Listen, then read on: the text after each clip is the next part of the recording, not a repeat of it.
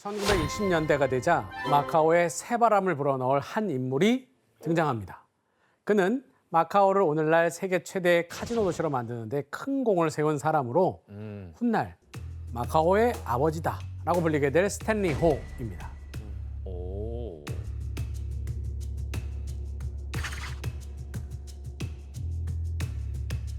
피터 씨는 마국진 씨랑 아시겠네요, 잘. 네, 중국에서 저는 보고는 아는데. 엄청 유명한. 네. 네. 스탠리호가 없었더라면 정부 운영 자체가 불가능했을 정도로 마카오가 엄청난 돈을 벌 수 있도록 만든 사람입니다. 아, 한때 마카오 세수의 70%를 이 스탠리호가 다 냈다고 하는데요. 그래서 마카오에는 그의 이름을 딴 마카오 닥터 스탠리호 애비뉴라는 도로까지 있습니다. 그의 증조 할아버지는 네덜란드계 유대인인 영국인이었고요. 할아버지는 청나라 말기 5대 거상으로 손꼽힐 정도로 막대한 부를 쌓았던 인물이었어요. 그러나 그가 13살이 되던 해에 아버지의 주식 투자로 패가 망신하면서 거리에 나앉게 되었죠. 그런 그가 인생을 다시 역전시킨 곳이 바로 마카오였던 거예요. 스탠리호 역시 중일전쟁 당시 마카오로 피난을 떠난 사람 중 한 명이었는데 이후 마카오의 한 무역회사에 취직을 해서 탁월한 능력으로 단 2년 만에 공동 경영자 자리까지 오르는 초고속 승진으로 올라갔던 거죠.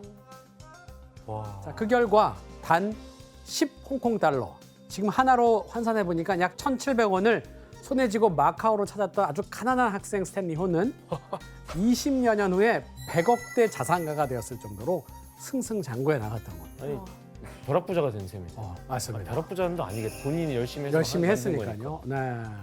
이렇게 홍콩과 마카오에서 이름난 재벌이 된 스탠리 호에게 일생일대의 기회가 찾아오게 되는데 어떤 기회였을까요? 뭐 마카오랑 관련돼 있는 거니까요. 카지노 사업을 해요. 네. 바로 마카오의 카지노 사업을 독차지할 수 있는 기회가 찾아오고 어떻게? 왜? 앞서 언급한 아편상 까오커닝의 투자로 세워진 기업에게 카지노 사업의 독점권을 주고 있었거든요. 그런데 1961년이 되자 이 회사의 독점권이 25년의 기한을 끝으로 만료된 거예요. 이 기회를 놓칠 수 없었던 스탠리오는 입찰 경쟁에 뛰어들었고 결국 그가 소유한 회사, 바로 마카오 관광오락공사 STDM이 마카오 카지노 사업의 독점권을 얻는데 성공합니다. 와. 당시 스탠리오가 이 정부에 제시한 입찰금이 무려 41만 달러, 현재 가치로는 약 60억 원이었다고 합니다. 그럼 스탠리호의 회사가 독점권을 소유한 기간이 얼마였을까요? 100년, 아니에요. 그렇게 길진 않습니다. 50년. 좀 작아요? 40년? 맞습니다. 40년이었습니다. 그걸 또 맞히냐, 40년. 모르겠어.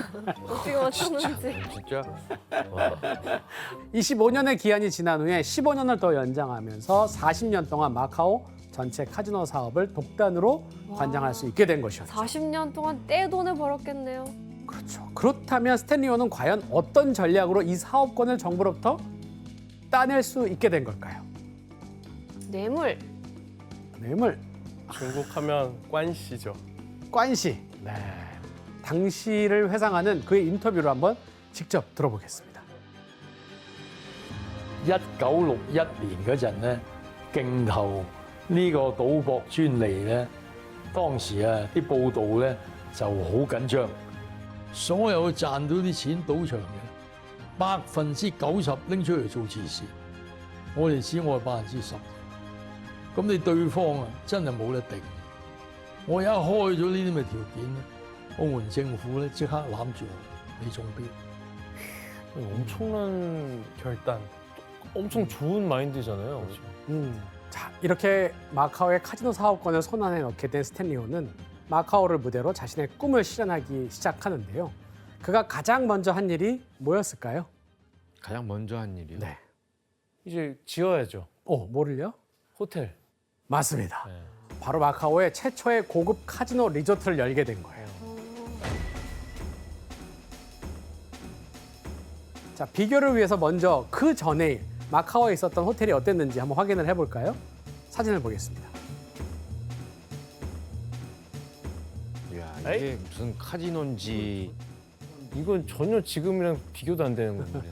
네, 이거는 1928년에 지어졌던 마카오 최초의 호텔 센트럴의 모습입니다. 자, 이렇게 마카오엔 1950년대까지만 해도 3층 이하의 소규모의 호텔이 대부분이었거든요. 자, 그래서 스탠리오는 많은 고객을 끌어들이기 위해서 최신식 카지노 시설을 갖춘 호텔 에스토릴.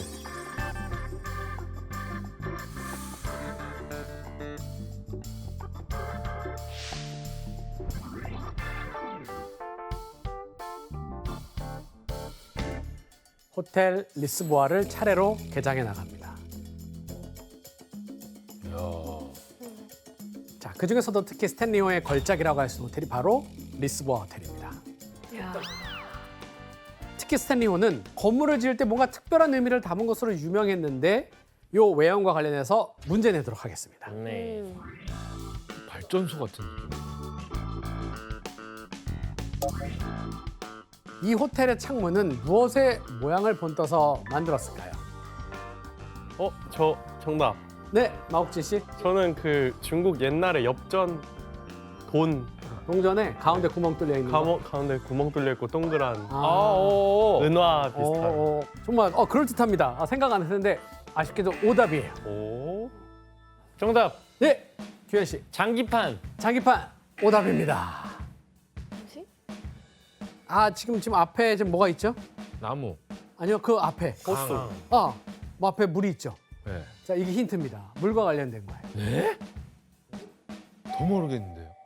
정답. 네, 혜성 씨. 그 낚시 그물. 혜성 씨 정답입니다. 뭐? 아, 이게 돈을 낚아 올린다는 얘기인가요? 네. 그물에 걸린 고기처럼 카지노를 잡은 고객들을 돈을 다 잃고 가라는 의미다. 그런 의미의 풍수를 적용했다고 해요. 나쁜 의미잖아. 아.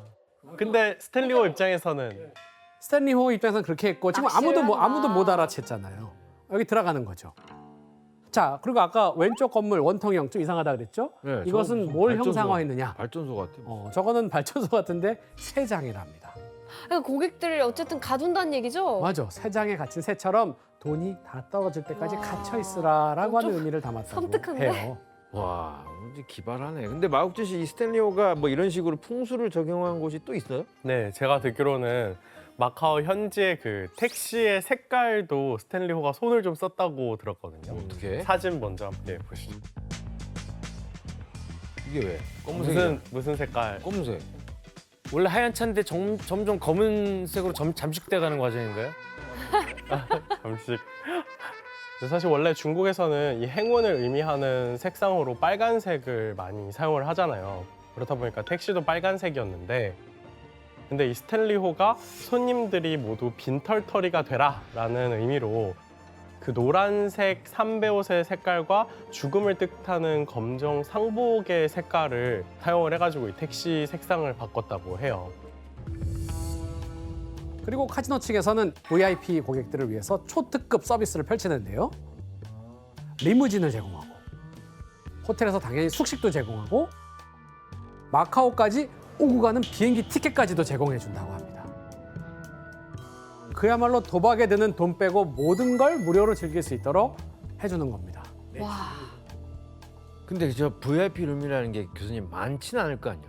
그럼 얼마나 그 많은 돈을 도박에 쏟아 부어야 저런 혜택을 누릴 수 있는 거죠? 네, 이 VIP 룸은 워낙 은밀한 공간이기 때문에 많은 내용이 알려져 있지는 않아요.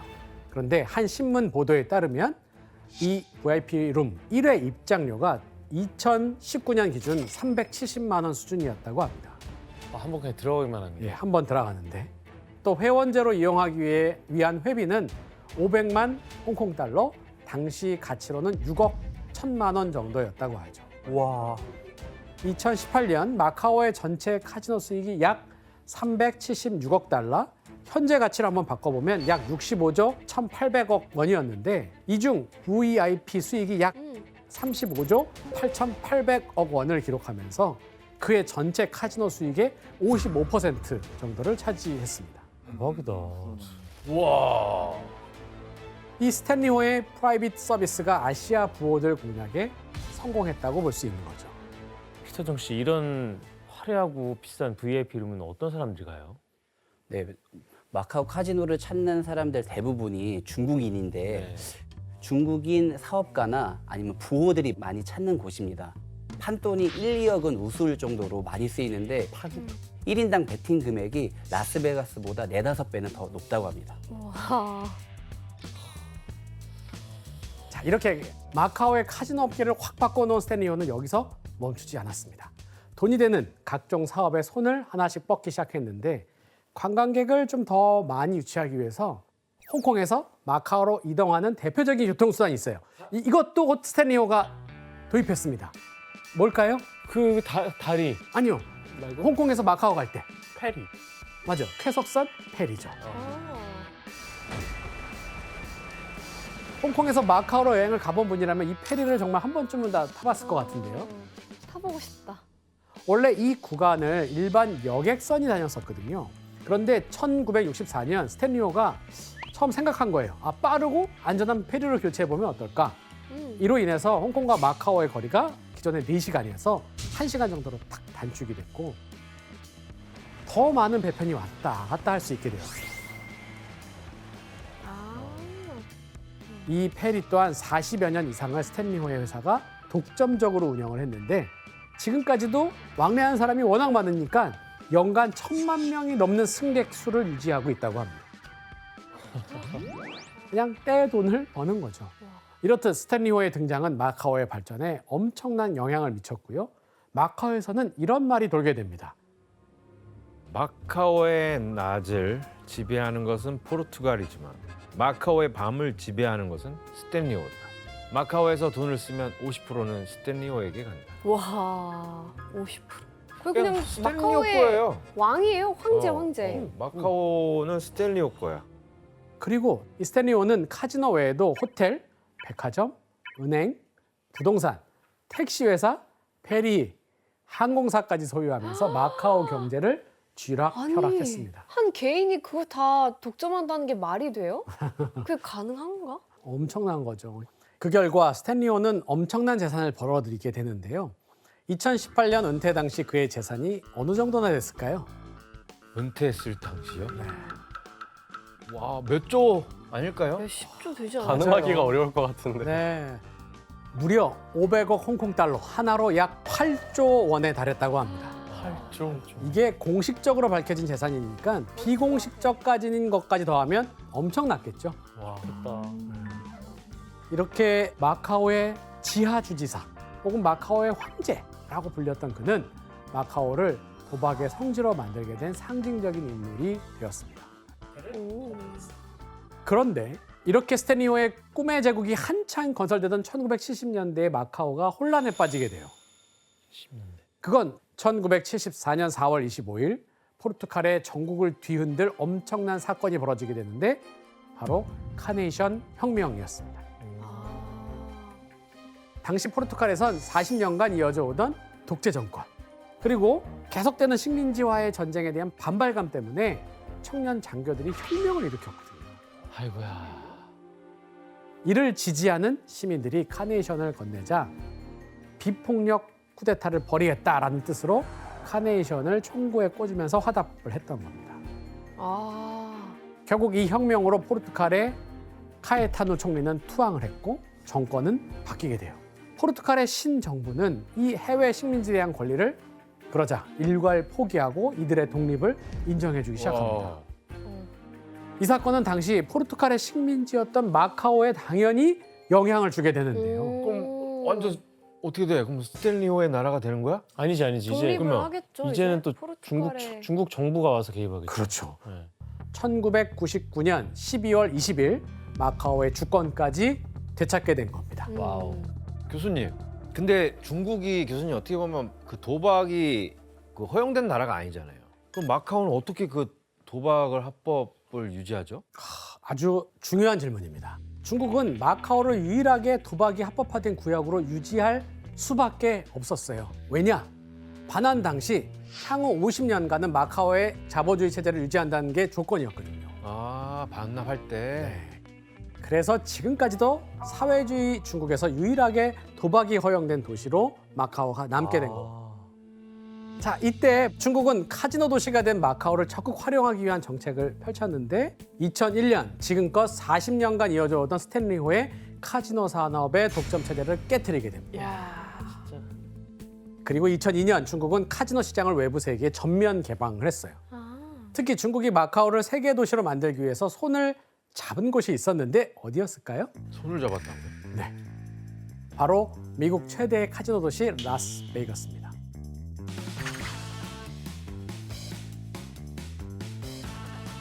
미국 회사들은 당시 중국 경제의 급성장과 함께 일어선 아시아의 부유층을 노릴 수 있는 새로운 거점의 기회가 마카오에 열렸다라고 생각한 겁니다. 그래서 중국 당국에 의해서 최초로 열린 그 아시아의 카지노 시장에 미국 자본이 물밀듯이 들어오기 시작한 겁니다. 2004년 마카오에 가장 먼저 열린 샌즈 마카오 호텔은 현재 가치로 바꿔보면 약 6천억 원을 투자해서 중국에 건설된 첫 번째 카지노 호텔이었습니다.